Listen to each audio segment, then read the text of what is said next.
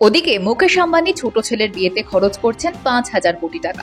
এদিকে হাজার হাজার মানুষের জিও ছাড়ার ধুম লক্ষ্য করা যাচ্ছে বাংলায়। বিএসএনএল এর কানেকশন নেবার ঢল দিন দিন বাড়ছে। শুধু এই রাজ্যে বলে নয়, গোটা দেশেই এখন বিএসএনএল ট্রেন্ড। অনেকেই আছেন যারা নাম্বার 1 রেখে কানেকশন বদল করে নিচ্ছেন বিএসএনএল এর জন্য, যা শাপে বর। এই কানেকশন বদলের ধুম কোথাও কোথাও 2 থেকে 3% বৃদ্ধি পেয়েছে বলে জানা গিয়েছে।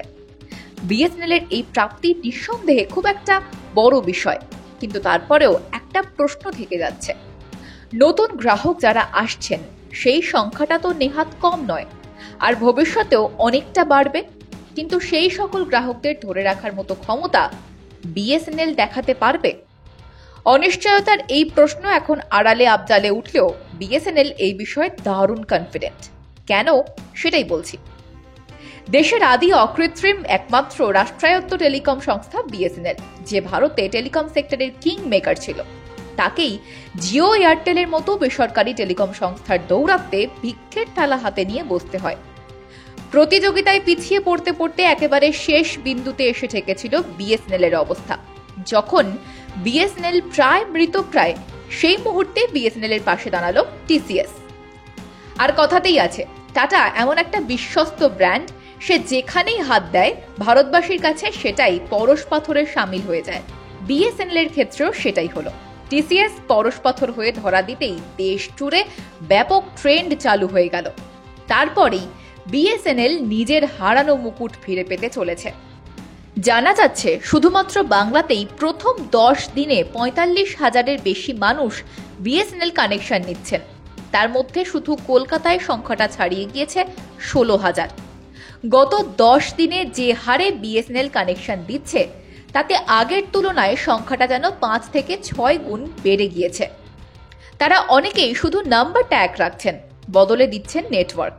শুধু বাংলাতেই গত 10 দিনে 13,000-এর বেশি মানুষ বিএসএনএল কানেকশন নিয়েছেন, যারা নাম্বার পাল্টাননি। আবার সব থেকে মজার কথা কি জানেন? তাদের অধিকাংশ জিও ছেড়ে বিএসএনএল-এ আস্থা রাখছেন। তারপরেই উঠছে প্রশ্ন, এত গ্রাহক যে বিপুল মাত্রায় আসছে এবং ভবিষ্যতেও আসবে, তারপর কি সেই গ্রাহক ধরে রাখার মতো ক্ষমতা বিএসএনএল এর আছে? বিএসএনএল সূত্রে বলা হচ্ছে, প্রথম কথা, 4G আনার দৌড়ে বিএসএনএল পিছিয়ে রয়েছে, সেটা ঠিক। কিন্তু বিএসএনএল এমন একটি সময়ে ঘুরে দাঁড়াতে চলেছে যখন টেলিকম সেক্টরে মূল্য বৃদ্ধির চাপে পড়েই সাধারণ মানুষ কিছুটা বাধ্য হচ্ছিল জিও এয়ারটেলের মতো বেসরকারি সংস্থাগুলোর কানেকশনকে ধরে রাখার। বিএসএনএল এর জন্য এই পুরো সময়টা খুব মূল্যবান। তাই দেরি হলেও রিচার্জ ট্যারিফ এতটাই কম রাখা হচ্ছে যে বিএসএনএল নিজের হারানো বিশ্বাস ফেরত পাচ্ছে সাধারণ মানুষের সৌজন্যে। তারপরেই উঠছে প্রশ্ন, এখন এত গ্রাহক, ভবিষ্যতেও গ্রাহক সংখ্যা আরো বাড়বে, সেই পরিকাঠামো বিএসএনএল সামলাতে পারবে তো?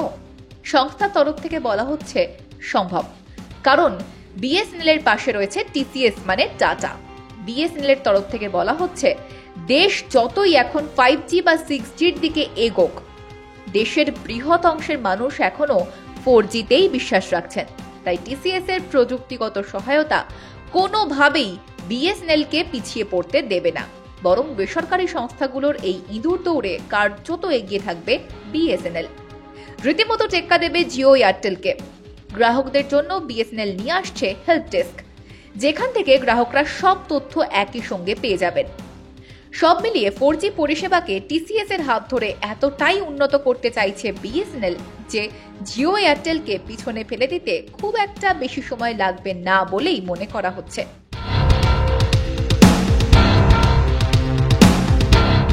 ওদিকে মুকেশ আম্বানি ছোট ছেলের বিয়েতে খরচ করছেন 5,000 কোটি টাকা। এদিকে হাজার হাজার মানুষের জিও ছাড়ার ধুম লক্ষ্য করা যাচ্ছে বাংলায়। বিএসএনএল এর কানেকশন নেবার ঢল দিন দিন বাড়ছে। শুধু এই রাজ্যে বলে নয়, গোটা দেশেই এখন বিএসএনএল ট্রেন্ড। অনেকেই আছেন যারা নাম্বার 1 রেখে কানেকশন বদল করে নিচ্ছেন বিএসএনএল এর জন্য, যা শাপে বর। এই কানেকশন বদলের ধুম কোথাও কোথাও 2 থেকে 3% বৃদ্ধি পেয়েছে বলে জানা গিয়েছে। বিএসএনএল এর এই প্রাপ্তি নিঃসন্দেহে খুব একটা বড় বিষয়, কিন্তু তারপরেও একটা প্রশ্ন থেকে যাচ্ছে। নতুন গ্রাহক যারা আসছেন সেই সংখ্যাটা তো নেহাত কম নয়, আর ভবিষ্যতেও অনেকটা বাড়বে, কিন্তু সেই সকল গ্রাহকদের ধরে রাখার মতো ক্ষমতা বিএসএনএল দেখাতে পারবে? অনিশ্চয়তার এই প্রশ্ন এখন আড়ালে আবডালে উঠলেও বিএসএনএল এই বিষয়ে দারুণ কনফিডেন্ট। কেন সেটাই বলছি। দেশের আদি অকৃত্রিম একমাত্র রাষ্ট্রায়ত্ত টেলিকম সংস্থা বিএসএনএল, যে ভারতে টেলিকম সেক্টরের কিং মেকার ছিল, তাকেই জিও এয়ারটেলের মতো বেসরকারি টেলিকম সংস্থার দৌরাত্মে ভিক্ষের থালা হাতে নিয়ে বসতে হয়। প্রতিযোগিতায় পিছিয়ে পড়তে পড়তে একেবারে শেষ বিন্দুতে এসে ঠেকেছিল বিএসএনএল এর অবস্থা। যখন বিএসএনএল প্রায় মৃতপ্রায়, সেই মুহূর্তে বিএসএনএল এর পাশে দাঁড়ালো টিসিএস। আর কথাতেই আছে, টাটা এমন একটা বিশ্বস্ত ব্র্যান্ড, সে যেখানেই হাত দেয় ভারতবাসীর কাছে সেটাই পরশ পাথরের সামিল হয়ে যায়। বিএসএনএল এর ক্ষেত্রেও সেটাই হলো।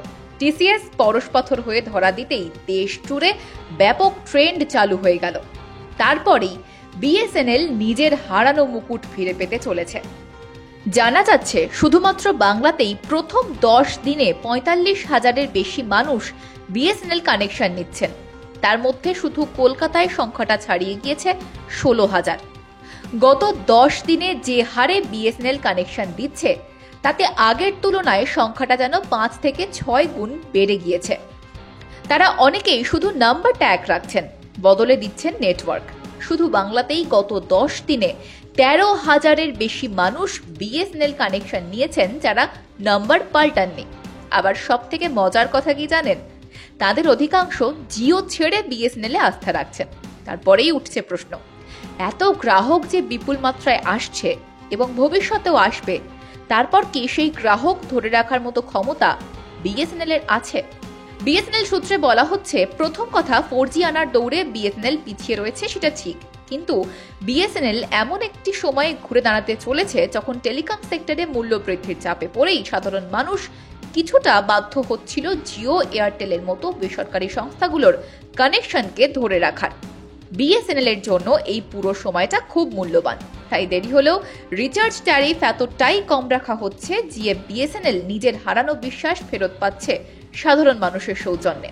তারপরেই উঠছে প্রশ্ন, এখন এত গ্রাহক, ভবিষ্যতেও গ্রাহক সংখ্যা আরো বাড়বে, সেই পরিকাঠামো বিএসএনএল সামলাতে পারবে তো? সংস্থার তরফ থেকে বলা হচ্ছে সম্ভব, কারণ বিএসএনএল এর পাশে রয়েছে টিসিএস মানে টাটা। বিএসএনএল এর তরফ থেকে বলা হচ্ছে, দেশ যতই এখন 5G বা 6Gর দিকে এগোক, দেশের বৃহৎ অংশের মানুষ এখনো 4Gতেই বিশ্বাস রাখছেন। তাই টিসিএস এর প্রযুক্তিগত সহায়তা কোনোভাবেই বিএসএনএল কে পিছিয়ে পড়তে দেবে না, বরং বেসরকারি সংস্থাগুলোর এই ইঁদুর দৌড়ে কার্যত এগিয়ে থাকবে বিএসএনএল। রীতিমতো টেক্কা দেবে জিও এয়ারটেলকে। গ্রাহকদের জন্য বিএসএনএল নিয়ে আসছে হেল্প ডেস্ক, যেখান থেকে গ্রাহকরা সব তথ্য একই সঙ্গে পেয়ে যাবেন। সব মিলিয়ে 4G পরিষেবাকে টিসিএস এর হাত ধরে এতটাই উন্নত করতে চাইছে বিএসএনএল যে জিও এয়ারটেলকে পিছনে ফেলে দিতে খুব একটা বেশি সময় লাগবে না বলেই মনে করা হচ্ছে।